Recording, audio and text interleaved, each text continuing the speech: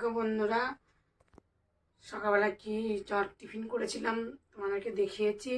এখন দুপুরবেলায় আমি কি রান্না বান্না করেছি সেটা তোমাদেরকে দেখাবো। চলো দেখে নাও। ভাত,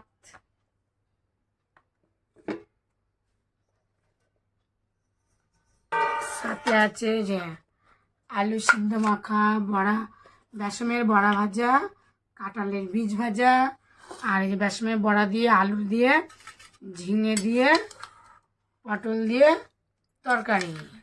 তা কেমন লাগলো আমার ভিডিওটা কমেন্টে বলো। চলো ভাত বাড়ি। তবে খালি ছাড়বো।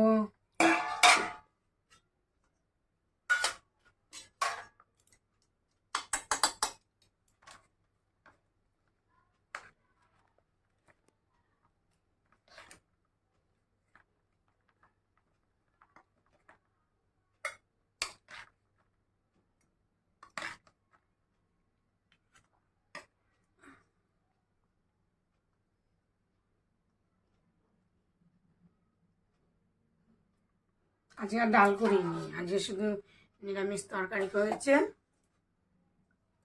ডাল হয়নি। তরকারি, বড়ার তরকারি, বেসন দিয়ে বড়ার তরকারি হচ্ছে আজকে। কাঁঠালের বীজ দিলাম, খাবি? হ্যাঁ, এই বড়ার তরকারি আর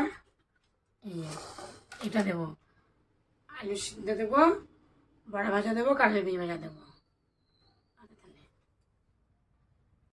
খেতে দিয়েছি, সাজানোটা কেমন হয়েছে বলো। চলো খেতে দিই। ভাত দেবো, এর মধ্যে থালা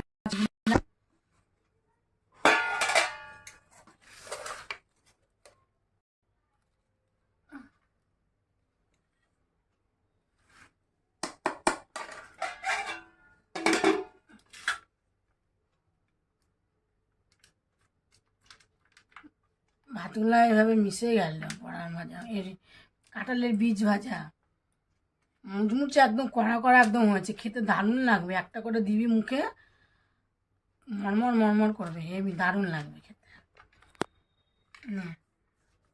দিলাম, ছেলে খাবে। চলো আমি ভাত নেব।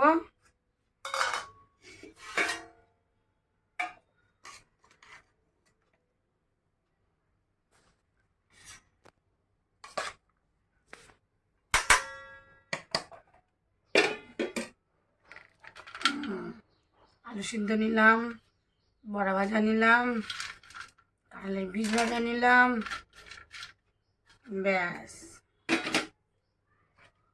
হয়ে গেল। এবার নেব তরকারি। কাঁঠালের বীজটা হেবি লাগে খেতে। একটা নেবো বড়া, ব্যাস হয়ে গেল নিয়া।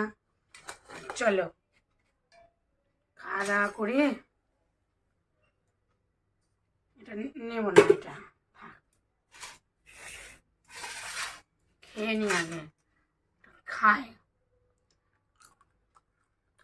হেবি লেগেছে বড়া ভাজা, কাঁঠালের বীজ ভাজা।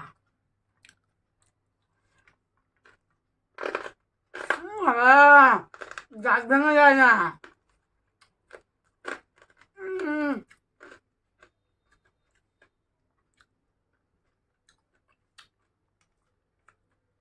চলো, খুব সুন্দর হয়েছে বড়ার তরকারি। আমার মতন তোমরা কে কে খাও ঝিঙে দিয়ে, আলু পটল দিয়ে বেসমের বড়ার তরকারি, কমেন্টে বলো। চলো খেয়ে নিই, দেখা হচ্ছে পরের ভিডিও।